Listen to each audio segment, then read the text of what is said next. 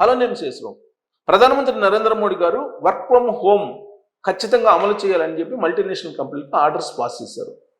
వీళ్ళంత వరకు hybrid system కూడా లేకుండా పర్మనెంట్గా వర్క్ ఫ్రమ్ హోమ్ చేసేయండి అని చెప్పి కేంద్ర ప్రభుత్వం చెప్తుంది. అలా చేస్తేనే భారత ఆర్థిక పరిస్థితి నుంచి బయటపడగలదు.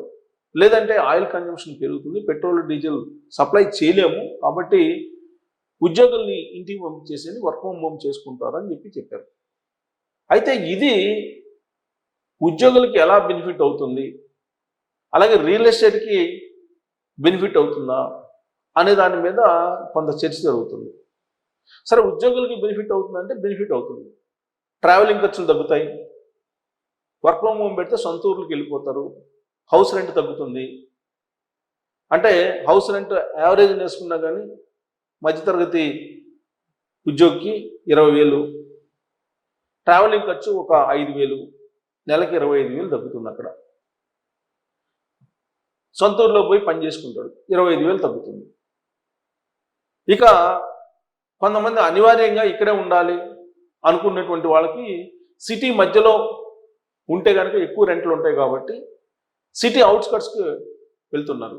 సిటీ అవుట్స్కట్స్కి వెళ్తున్నారంటే ఇక్కడ ఔటర్ రింగ్ రోడ్ బయటికి, ఔటర్ రింగ్ రోడ్ బయటికి వెళ్ళినప్పుడు మీకు తక్కువ రెంట్లకు వస్తూ ఉన్నాయి. అందుకే ఇప్పుడు సిటీ కోర్ సిటీలో ఉన్నటువంటి వాళ్ళు ఔటర్ రింగ్ రోడ్ వైపు వెళ్ళిపోతున్నారు. రెంట్లు తక్కువ, అక్కడ డబుల్ బెడ్రూమ్ వచ్చేసి 15,000 అలా వచ్చేస్తుంది. కాబట్టి అక్కడికి వెళ్ళిపోతున్నారు. సిటీలో పరిస్థితి ఇది ఉంది. మరి వర్క్ ఫ్రమ్ హోమ్ ఎవరికి బెనిఫిట్ బాగా అని అంటే 2 టైర్ సిటీలకి బెనిఫిట్. 2 టైర్ సిటీలు ఏమేంటి? ఉదాహరణకి గుంటూరు, కరీంనగర్, వరంగల్, ఖమ్మం, నల్గొండ, అలాగే విజయవాడ, ఒంగోలు, నెల్లూరు, ఇలాంటి సిటీస్ ఉన్నాయి. కర్నూలు, ఇలాంటి సిటీస్ 2 టైర్ సిటీలు. ఈ సిటీస్కి డిమాండ్ పెరుగుతుందని చెప్పి ఇప్పుడు లేటెస్ట్ వస్తున్నటువంటి ఇన్ఫర్మేషన్. ఎందుకు?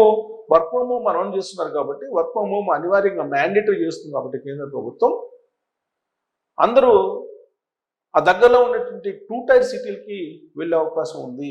2 టైర్ సిటీస్ 2 టైర్ సిటీస్ ఎక్కువగా మెట్రో సిటీస్లోకి వచ్చారు. కాస్మోపాలిటన్ సిటీగా ఉన్నటువంటి హైదరాబాద్కి కానీ, లేదా బెంగళూరుకి కానీ, ముంబైకి కానీ ఇలా వెళ్ళారు.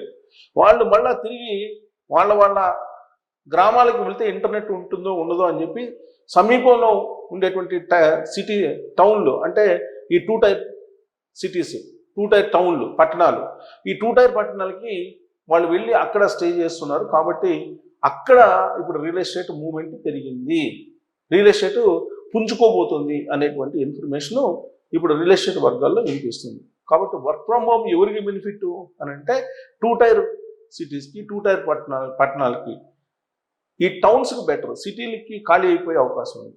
మెగా సిటీస్ అన్నీ ఖాళీ అయ్యే అవకాశం ఉంది. బెంగళూరు కానీ, హైదరాబాద్ కానీ, ముంబై కానీ, ఇవన్నీ కూడా ఖాళీ అయ్యే అవకాశం ఉంది.